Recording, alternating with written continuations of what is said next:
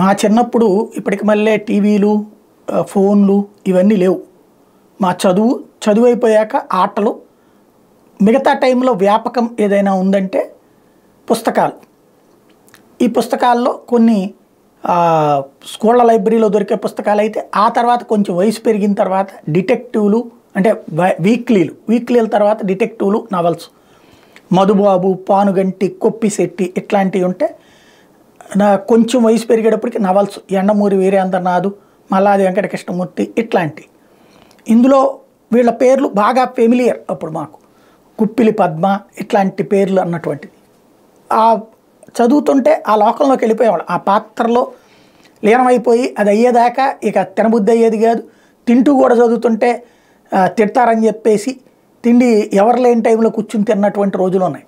అలాంటి స్టేజ్లో ఇప్పుడు ఈ ఫోన్లు, సెల్ ఫోన్లు ఇవన్నీ వచ్చేసాక చేతిలో ఇది నడుస్తుండేటప్పటికి చదువు అనేటువంటి కాన్సెప్ట్ పక్కెళ్ళిపోయింది. ఇప్పుడు పుస్తకాలకి వాల్యూ పడిపోయింది. ఇవాళ సబ్సిడీలతో ఇస్తున్న కొనన్న పరిస్థితుల్లో మల్లాది వెంకటకృష్ణమూర్తి గారి స్టేట్మెంటు ఆవేదన కలిగిస్తున్నటువంటి అంశం. Dear book lovers, long time no see sorry, మీకు ముందుగా ఇన్ఫామ్ చేసి ఫిబ్రవరి బుక్స్ విడుదల కాలేదు. చాలామంది న్యూ బుక్ రిలీజ్ ఎప్పుడని అడుగుతున్నారు. ఓ ఇంట్లో 5-6 ఉంటే ఇల్లాలు అందరికీ సరిపడా వంట చేస్తుంది. ఒక్కరే ఉంటే 5-6కి వండినంతగా వండదుగా. అదే ఇక్కడ జరుగుతోంది. నేను ఆశించినట్టుగా 40% డిస్కౌంట్ స్కీమ్లో 500 మంది చేరలేదు. చేరిన 267లో కేవలం 154 మంది లేటెస్ట్గా విడుదలైన అక్కడే ఆగక డెడ్ ఎండ్ పుస్తకాలు కొన్నారు. రీప్రింట్స్ ఇంకా తక్కువ మంది కొంటారు. కాబట్టి ఇక నా పుస్తకాలను ప్రచురించదలుచుకోలేదు.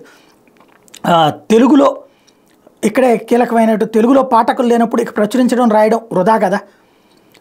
పుస్తకాలు అమ్మి సక్రమంగా డబ్బు చెల్లించే బుక్ షాప్స్ కూడా 1-2 మించి తెలుగు రాష్ట్రాల్లో లేవు. పబ్లిషర్స్కి ఇది ప్రధాన సమస్య. కొన్ని నెలలుగా ఈ బ్రాడ్కాస్ట్ గ్రూప్లోని మీతో కలిసి చేసిన ప్రయాణం నాకు ఆనందాన్ని ఇచ్చింది. ఏ కళాకారుడికైనా ఎప్పుడు విరమించాలో తెలిసి ఉండాలి. చాలా కాలంగా నా రచనల్ని ఆదరిస్తున్న మీకు ధన్యవాదాలు. ఇక సెలవు అంటూ 24వ తారీఖున ఆయన రాసినటువంటి లేఖ ఇప్పుడు సోషల్ మీడియాలో వైరల్ అవుతోంది.